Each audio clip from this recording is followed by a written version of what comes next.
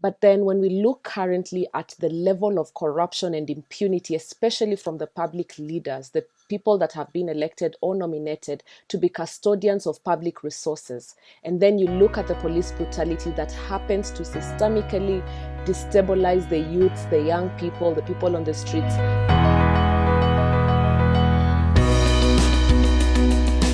Hi everyone, I hope you've been keeping well. Welcome to Diversity with Diana podcast series, the podcast that discusses social justice issues. It discusses society issues affecting us from a youth perspective. Now with me today, I'm holding the Kenyan Constitution, the Constitution of Kenya. This is the 2010 Constitution, which is the revised Constitution of Kenya. And I just want to help my audience understand what the Constitution is, what we fight for, and SABASABA, its meaning, and why it's very important that we as the people know that the power belongs to us, being that Kenya is a multi-party democracy state, and that we have a constitution which is a set of principles and rules that are meant to govern Kenya through the leadership, through the different levels of governance in Kenya, and that the people must be served and public services must be delivered adequately within the precincts of the Constitution. Now, I want to read what SABASABA is, and I just want to make reference to it so that I am very accurate on it. And then we get to discuss about why the activists went to the streets yesterday. 56 of them were arrested by the police, who seem to have anticipated that they were actually in town very early. I'm going to share some of the videos that I got from the people who are in the streets. Unfortunately, I was not able to make it because I'm trying to heal from my knee. I'm very active in sports, and I'm trying to heal from a torn ligament that I have. So to get straight to it, SABASABA in Kenya, which is the 7th of July, is remembered as the day in which nationwide protests took place. On July the 7th in 1990, Kenyans took to the streets to demand for free elections.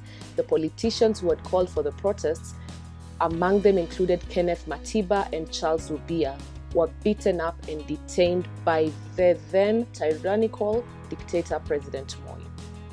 Now, I don't want to get too political about it, but I would like to speak about the Constitution.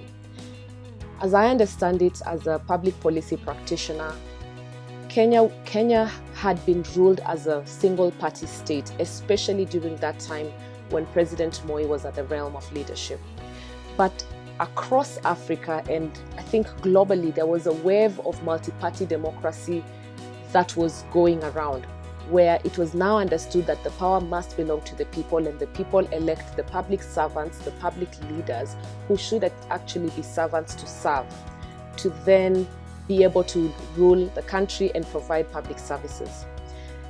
It is understandable that most African states were resisting to that multi-party democracy wave.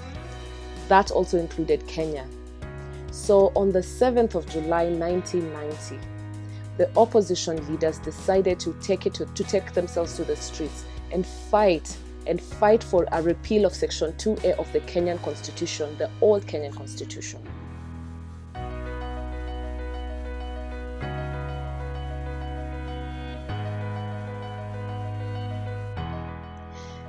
Today, when we march to the streets as activists, as youths, as people from different social justice centers, we're fighting against the levels of impunity that exist in the country.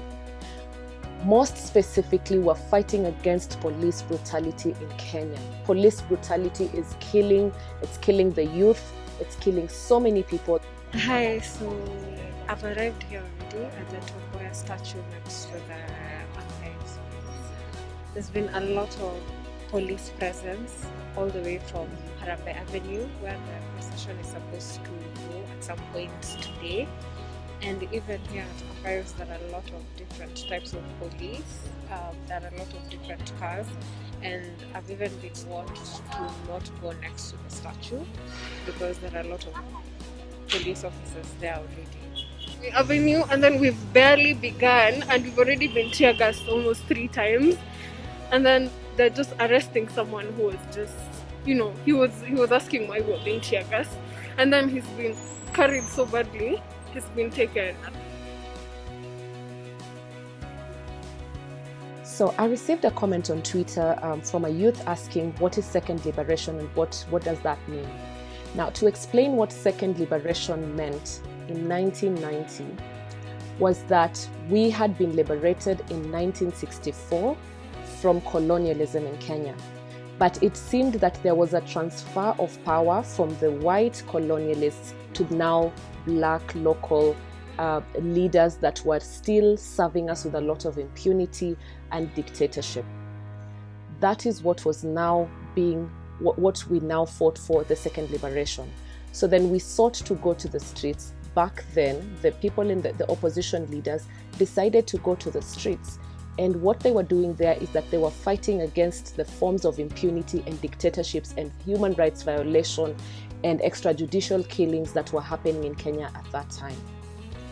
So then 30 years later, 7th of July 2020, we still seem to be living in the same past where in as much as multi-party democracy state was adopted in Kenya in 1992, 2 years after the very first SABASABA march, which meant that the voice of the people counted and that their actions actually bore fruits 2 years later. So then that was the second liberation, and that's what we mean by that.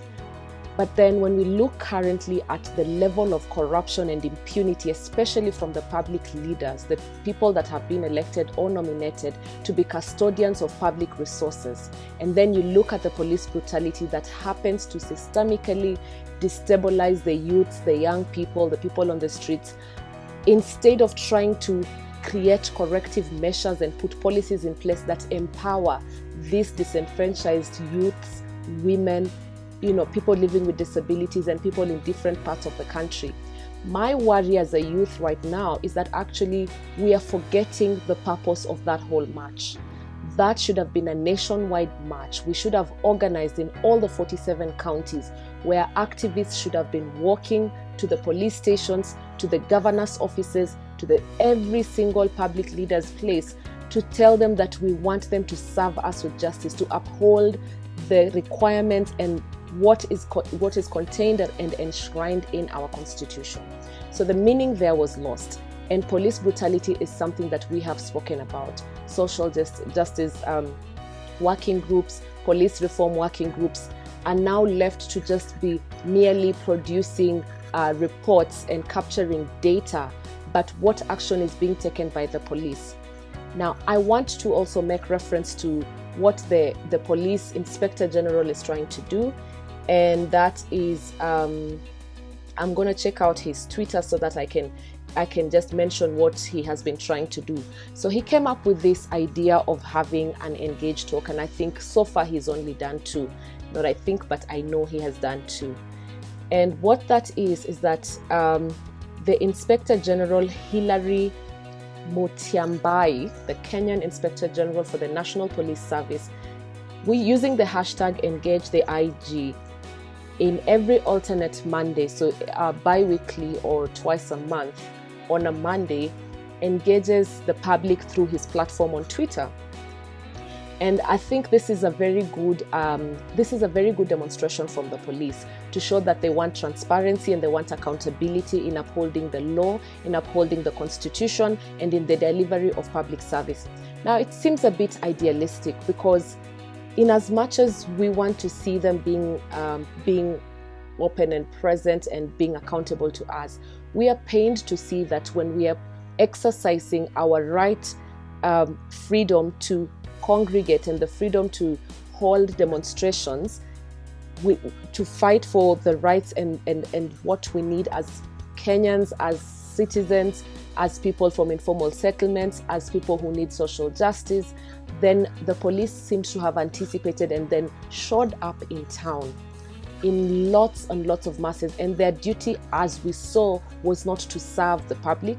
Their duty was not to protect, because the demonstrations that happened, and we were very well organized, were not to destroy any property or any lives.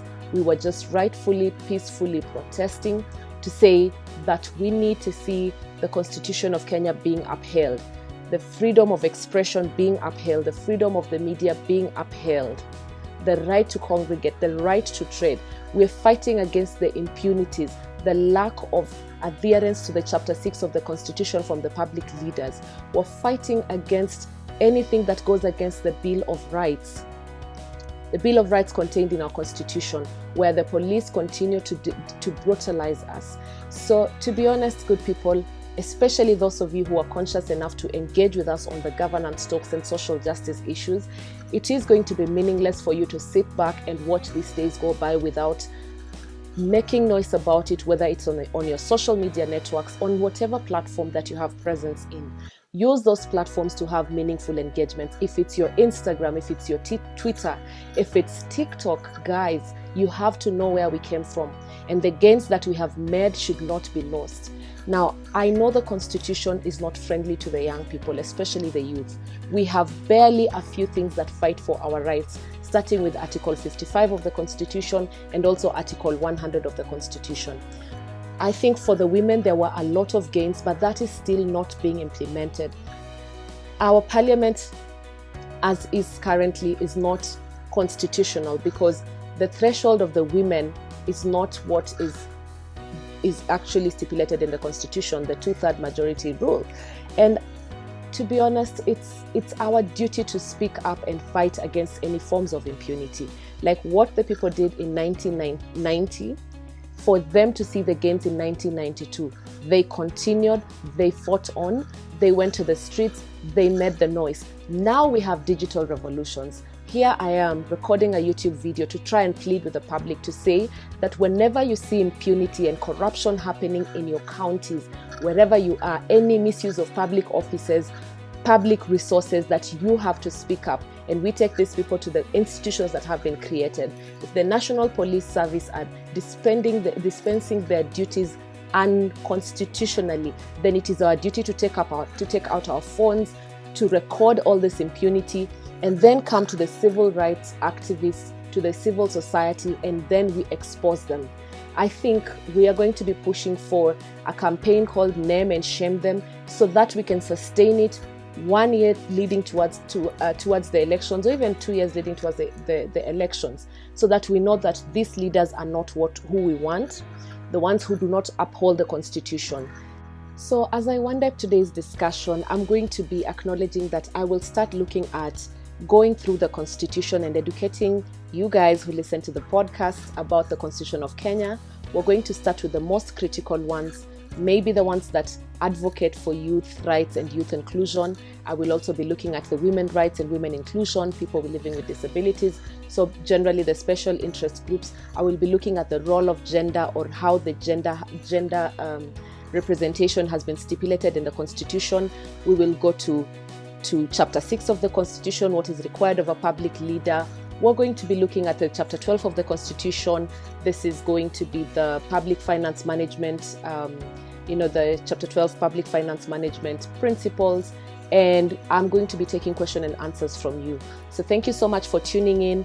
I know it's been sad to see 56 activists who had been arrested yesterday.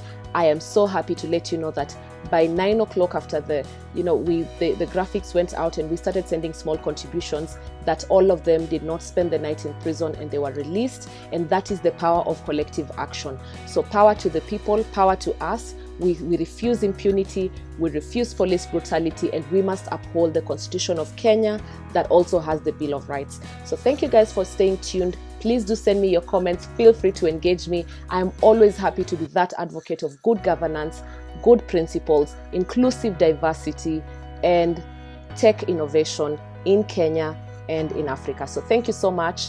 Talk to you later. Bye.